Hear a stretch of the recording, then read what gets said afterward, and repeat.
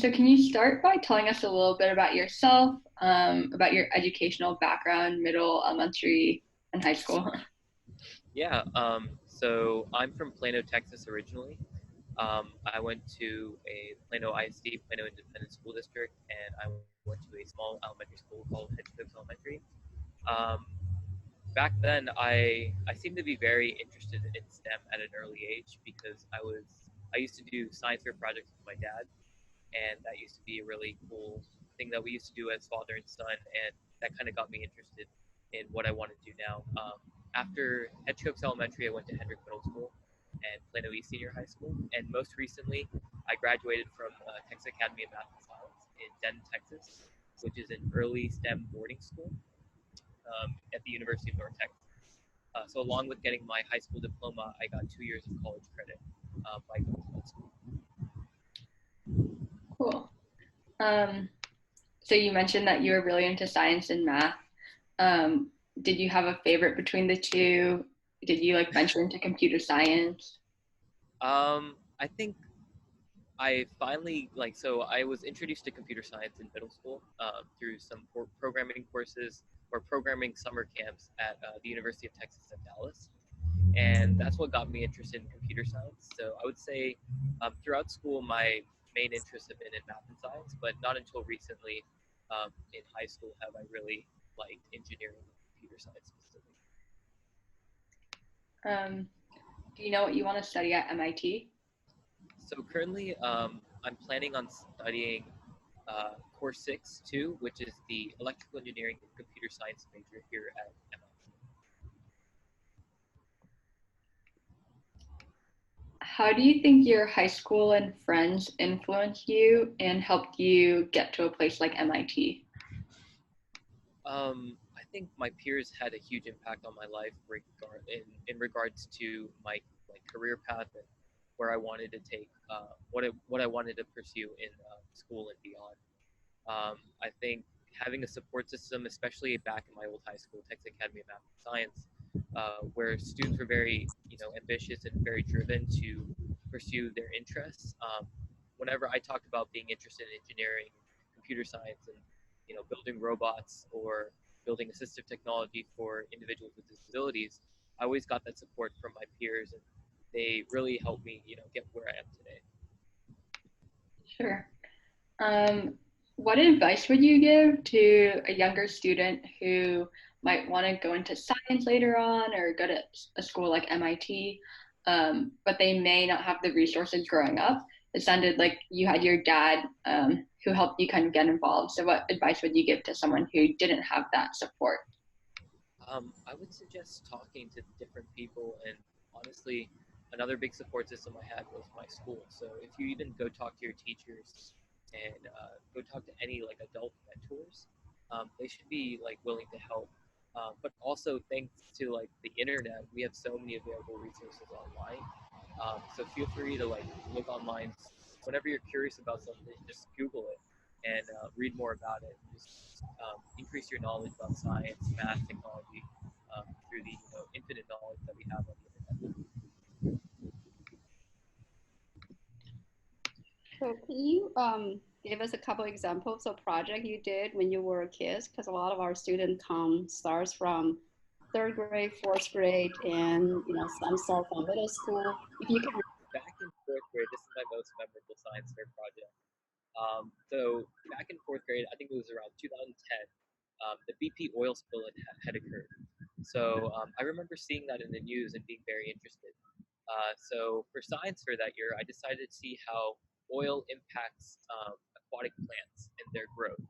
So I did a very simple experiment where I had a bowl with an aquatic plant that lived in the water, and then I had a control where there was no it was just the water and the plant, and then I had a test subject where I actually poured motor oil on top of the into the bowl. So a layer of motor oil I could see on top of the water, and eventually over the course of 5 to 6 days, I was just taking notes about how the plant was reacting, and as you might think, the plant with the oil, it died sooner than the one that did not. And as a result, I was able to take it back and connect back to the basic scientific principle that you need light. The plant needs light to actually survive and to grow. And because of the oil, there was no sunlight coming to the bowl of water, and so the plant died faster than the one that did not have oil. Awesome. That's really cool. Very impressive. So tell us a project you did in middle school, maybe. Middle school. I remember in middle school I was first introduced to programming and robotics through the first Lego League. And I remember at home, this was a time when it was like summer break, and I wanted to play a lot of ping pong with my friends, but my friends wouldn't always be around. Or my older brother had gone to college, and my parents were not really feeling to play ping pong with me. So I decided to build a ping pong playing robot in the sense that it was a little robot that would shoot ping pong balls at me, and I could just hit it back. And then there'd be a conveyor belt system that would take all the balls that I would hit back and put it back into the shooting mechanism. So I could just practice my ping pong playing skills with that little Lego EV3 robot. That's really cool. Did you get better with that robot? I did, yes. I got a lot better. I started beating more of my friends, and they were like, "What are you doing?" And I'm like, "I'm practicing with my robot." Yeah, it's interesting because one of the biggest robot companies actually showcased like a robot playing, I'm sorry, table tennis playing robot in CES like a couple years ago. I think I know what you're talking about. Yeah, it was like beating professional players. It was Yeah, very, something like very impressive. yeah, something like that. Very cool. Did you want to show your high school projects? Because I know you had photos for that. Yeah, I'd love to actually. Just give me 1 second. Here we go. So yeah, I'll do a quick run through of different projects I did from ninth through 12th grade.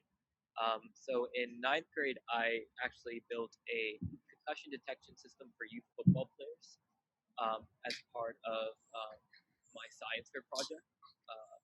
This is back in ninth grade, and I used a small little microcontroller slash mini computer called the Intel Edison, and I used an accelerometer. And this was a project based around the concussion epidemic in youth football.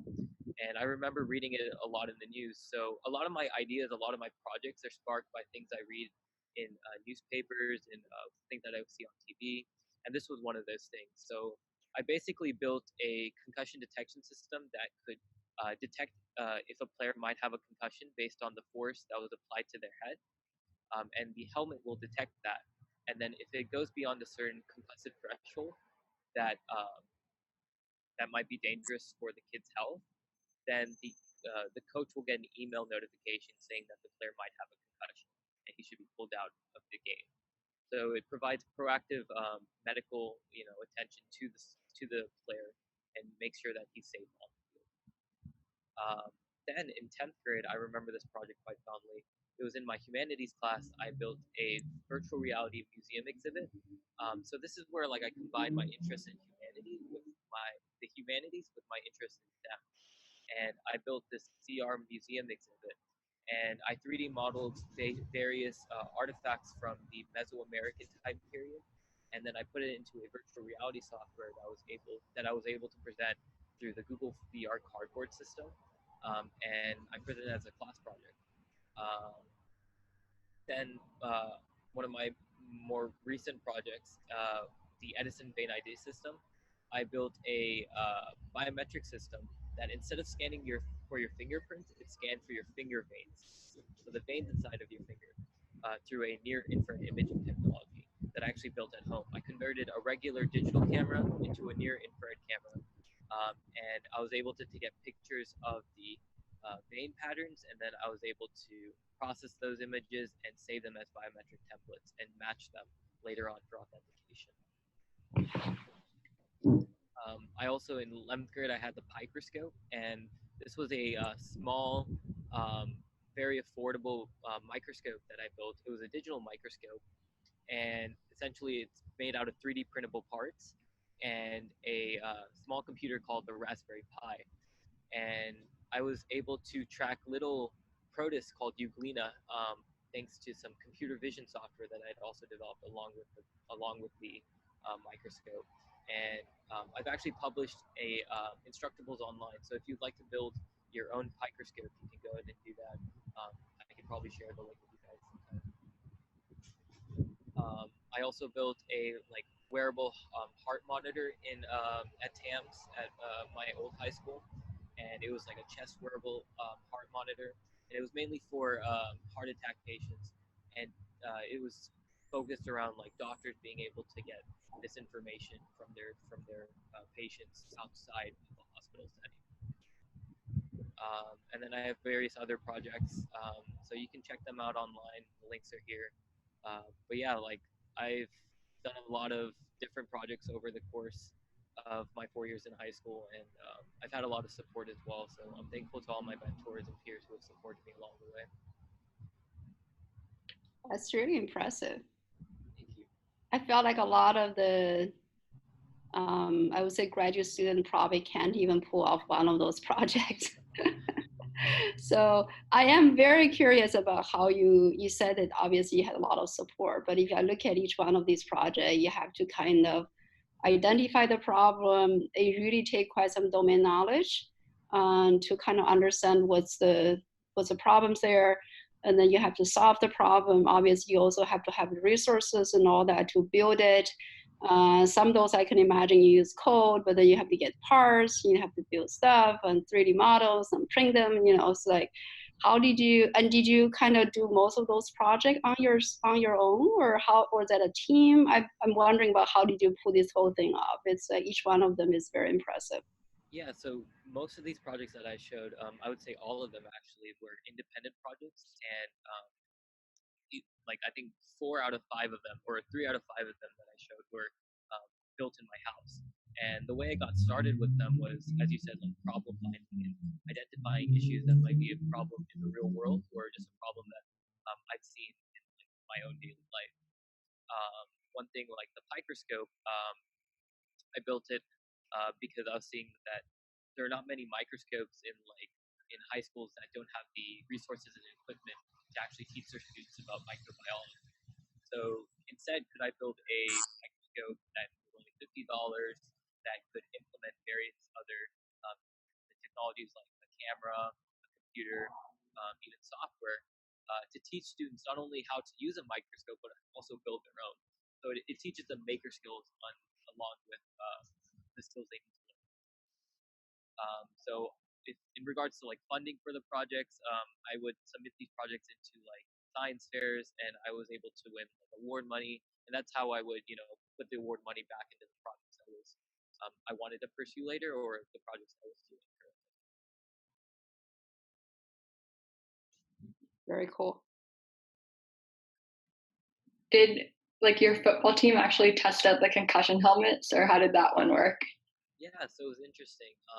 So my high school football team did not, but I did a lot of drop testing, which was like the testing mechanism that I did. Unfortunately, to actually test it on like actual like uh, athletes, it would have required a lot of like many consent forms, and it would have required the system to be approved by other organizations that monitor health and these types of devices. But like I had a full on like business plan pretty much laid out for the project. Unfortunately, I couldn't pursue it because of like time restrictions and some other factors that played in. But it was a really cool project to build for sure and present and get feedback from coaches and players and parents, all these different individuals who were involved in the game. Yeah, something to pursue in the future. Maybe. um, okay. So, what inspires and motivates you? What inspires and motivates me? Well, um, I think people inspire and motivate me. Making or like having the potential to make other people's lives better. That's what motivates me. And I think STEM, engineering, science, math, all these types of fields are a medium through which I can help people have better, make and like have better lives. And I think at the end of the day, life is about the people you surround yourself by. And if you can contribute to society by making the lives of people around you better, then I think that's one of the greatest gifts you can give to society.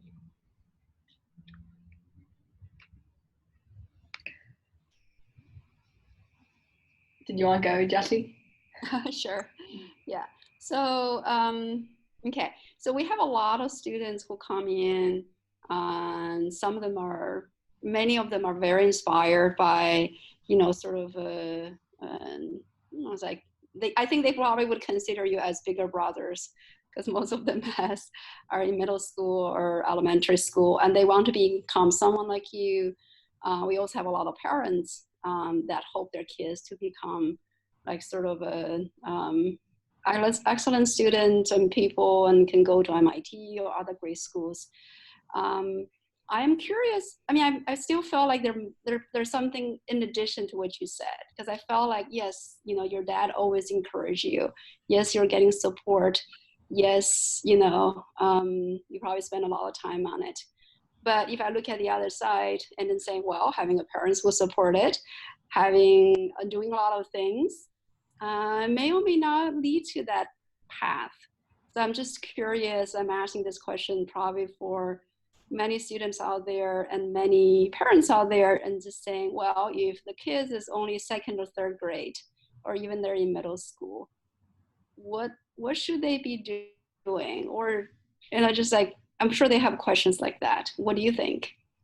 From my experience, to be honest, I think in elementary school and most of middle school, I think until maybe eighth grade, it's a very exploration phase for a child and for a kid who's growing up in the school system.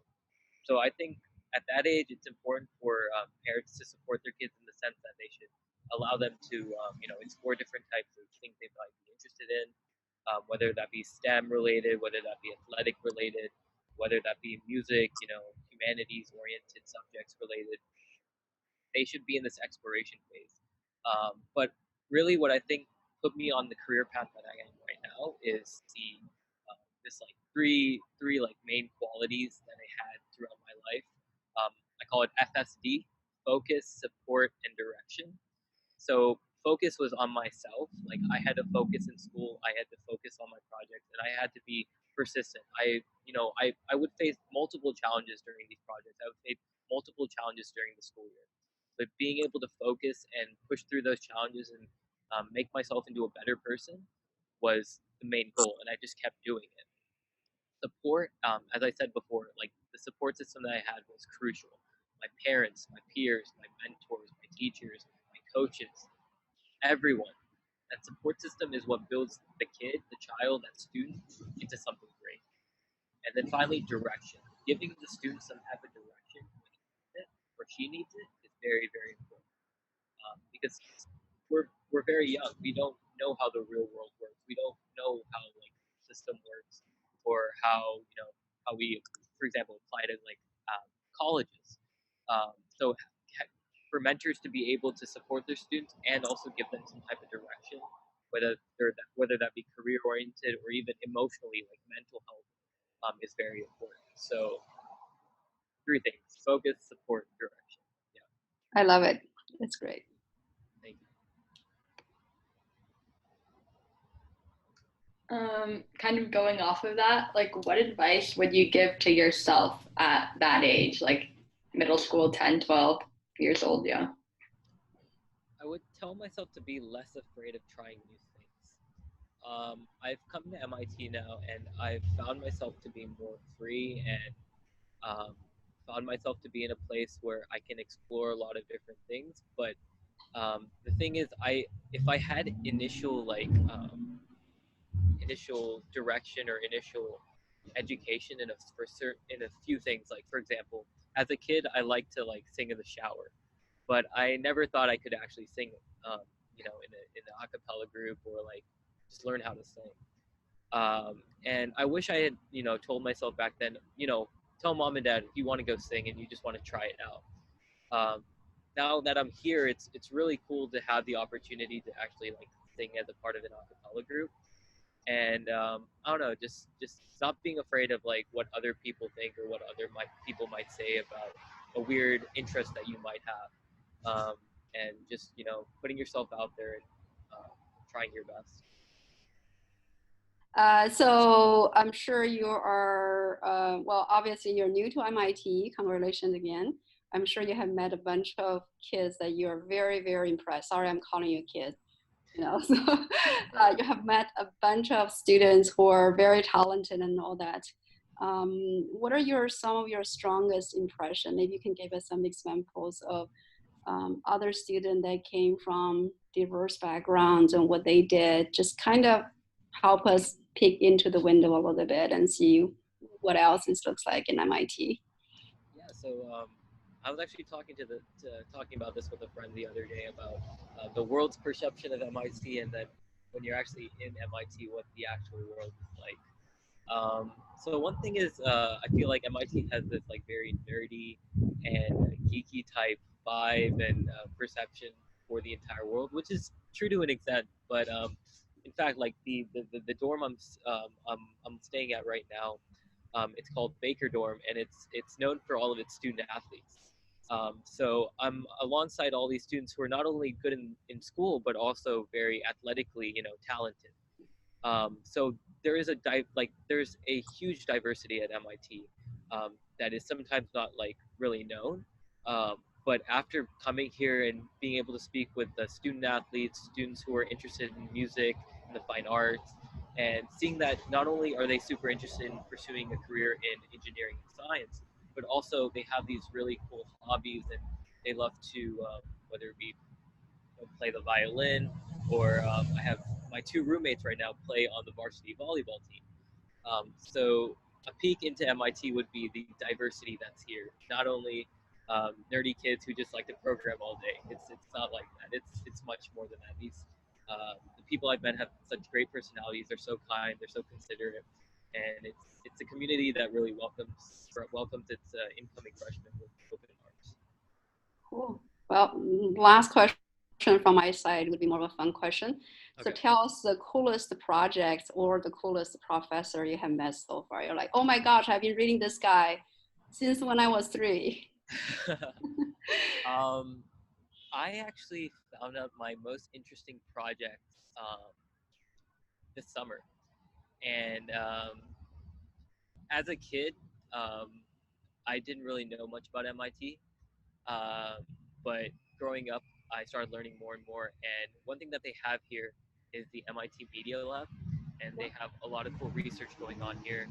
And so this summer, I found a project called Alter Ego, and essentially, it's like a brain reading device that is able to know your thoughts and um,